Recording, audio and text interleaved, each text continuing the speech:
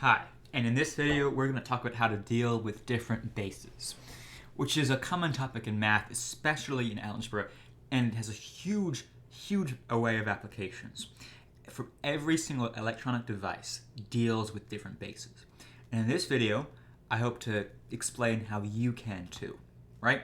So you're probably familiar with what we call base 10, which is really just normal numbers. And to explain why we call it base 10, let's start counting, right? So we start with 1, and we can go to 2, we can go to 3, and then we can go all the way up to 9, right? But once we go to 10, we write a 0 and then a 1 to the left of it, right? And then we repeat our process here, where now it's, the first digit, right, is 1, 2, 3, 4, 5, 6, 7, 8, 9, all the way up to 19. But then when we get to 20, this digit increases. You might say, okay, that's kind of obvious. I know how to count. There's nothing new or unique about that. But this is the defining characteristic of what we call decimal, or base 10. We call it base 10 because we have 10 digits we can use. 10 digits that we can use in our units place, so the first number that we write. That is, 0, 1, 2, 3, 4, 5, 6, 7, 8, and 9, right? These can all be a single unit in our first digit, right? So we can have 0, we can have 1, we can have 2, we can have 3, we can have 4, and so on and so forth. But we can't have 11 in a single, digits place, right? We have to have 1 in the tens place, and 1 in the units place. You might be saying, tens place, that sounds like elementary school. And it's important to remember because this is what makes different bases workable. Right? So when we write 11, we're really writing there's 1 in the units place, and there's 110 in the tens place. And sure enough, if we were to rewrite that as we think it would be, we'd have 10, because there's 110, plus 1, which is just a unit, and we get 11, exactly how we would expect. To show why this is useful, let's do a number on a bigger scale, something like 239. We have a 9 in the units place, we have 3 tens, and we have 2 10 squareds, which is 100. And if we have 2 hundreds plus 3 tens plus 1 9, we do indeed get the number 239. So that's base 10. Why is this a thing? Why is this something that we care about? Well, with other bases, we have to remember this process if we're going to convert them to base 10 and then back to their other base. So you might have heard of binary. And that's base 2. It has only 2 digits, 0 and 1. So in your units place, you can't have 9, you can't have 8, you can't have 7, you can't have 6. You can only have 0 and 1. So if we're counting, right, we can start at 0 and then 1. But then we're out of the units digit we can use. So we have to start back at 0 again, but add 1 on the left. We can repeat the same process. Oh no, we're out of digits. We have to add a 0 again. And then we have to add 1 on the number add 1 on the number to the left. This number is already a 1, so it goes back to 0, and 1 is added on the next position on the left. And we, can do this process over and over again. And then of course, hey, this has to be 0. I can't add 1 to this, so this has to be 0. I can't have 2 here either, so this has to be 0, and then I have this. So as you can see, our numbers get very, very large very, very quickly. But is this 11 the same thing as 11 in base 10? No. Let's think about how we found 11 using units digit 1 and 110. In this case, it's a units digit and 1 2. So we actually have 2 plus 1, or 3. So 11 in base 2 is 3 in base 10. If we wanted to write this in a little more clear way, we'd use the subscript notation, right? So this little 2 here means, hey, this number is in base 10. And that's equal to base 2. And this number here is equal to 3 in base 10. And of course, the subscripts tell us what base this number is. I mean, as a general rule, right, say I'm working in base x.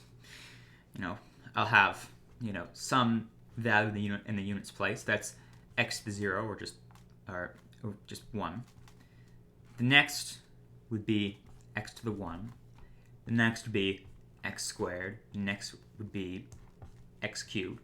And so if I have, say I'm using base 2, right? 2 cubed, 2 squared, 2 to the 1, 2 to the 0, which is 1. And I had 1, 0, 1, 1. What is that in base 10? Well, I'm going to use these powers to make my conversion a whole lot easier. So start off here. I have 1, 2 to the 3rd, which is just 8. So I have 1, 8. I have 0, 2 squareds or 4s, no 4s. I have 1, 2 to the 1, which is just 2. And I have 1, just 1. So I have 8 plus 2 plus 1, which is 11. All right? Now, what would we do if we wanted to convert a number we had in base 10 into base 2? What would we do? Well, the key step here would be breaking that base 10 number up into powers of 2 that we could then put in each one of our places. 2 cubed, 2 to the squared, 2 to the 1. To show you what I mean, let's start with 12. So I'm looking for powers of 2 that will add up to get 12. And I start to say, hey, 12 is equal to 8 plus 4. That's the same thing as 2 cubed plus 2 squared.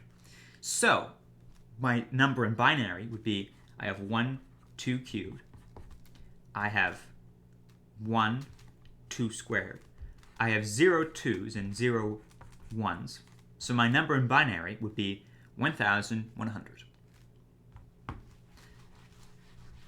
Now, you might be asking, hey, why is all this important? Well, the reason that that's important is because binary is the basic language of computers. Every computer operates using just a 0 or a 1 to power a vast array of logic gates and processors that create a functional computer. And they depend on using either a 0 or a 1. And anytime a computer has to perform a complex operation and give the answer in decimal, they have to do that conversion from the binary into decimal. Now, on a related note, what if we were to use a base that's greater than 10, right? Where we had more than just our 0 to 9 digits. What would we do there? An example is hexadecimal. Hexadecimal is also often used in computers because it allows you to represent a large amount of data relatively quickly. So, how do we represent hexadecimal? Because we have our standard 0 to 9 digits, but hexadecimal is base 16. That means we have to have 16 digits, 16 units digits. What are we going to do with those other numbers? We can't do 11. 11 is not a single digit. Well, the standard format that we use is numbers, right? Letters. So we have 0 through 9, and then A, B, C, D, E, and F, where A is equal to 10 in base 10, B is equal to 11 in base 10, and all the way up and so on, where F is equal to 16 in base 10. So, let's say we have the number F, 8FA in hexadecimal, so base 16. What is that equal to in base 10? Well, we'll break out our conversions. We know that this is 16 to the 0, which is just 1. This is 16 to the 1, and this is 16 squared. So we know, hey, first of all, there's 1A. We know A is equal to 10. So we have 10 plus, well, there are F 16s. The F is equal to 16, so we know that there are 16 16s. and we know that there are 8 16 squareds, right? And now, if we want to break out a calculator and do this, or do it in your head, however way is easier, we have 266. That's just 256 plus 10, and plus 2048, which is equal to 2314. So, as you can see, our answer then in base 10 must be 2314. Now, as you can see, one of the advantages of writing in base 16 or in hexadecimal is that we can just shave off one clean digit from this answer, right? Which means we can save more memory on computers, or just make our work of representing very, very large numbers easier, right? We can use 3 digits instead of all of these. So that's how you deal with different bases, how you convert from one to another, and how they work. I hope you found that helpful, and I hope you have a great day.